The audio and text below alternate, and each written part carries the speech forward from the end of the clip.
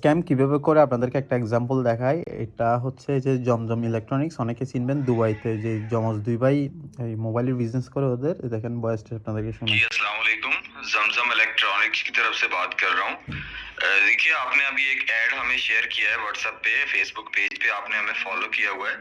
हमारी एक best offer चल रही है स्पेशली के लिए जिसमें हम তো 1000 মূল বিষয় হচ্ছে, এটা হচ্ছে পাশের বাসার এক আপুর। তো ওনাকে এই মেসেজটা দেওয়া হইলো যে ওনাকে একটা আইফোন দিবে লটারিতে। তারপর উনিও সেইটাতে রেসপন্স করছে, যে ওনাকে মেসেজ দিছে। তো সে ওনাকে আবার হোয়াটসঅ্যাপ নাম্বার দিছে। দেখেন কীভাবে ফ্রড করতেছে। ওনাকে একটা ট্যাক্সের দিছে, বানাই দিছে একটা রিসিট, মানে রিসিট বানাই দিছে। এখানে লিখছে আবার কি, এয়ারপোর্ট কাস্টম ডিউটি ট্যাক্স 6100 টাকা।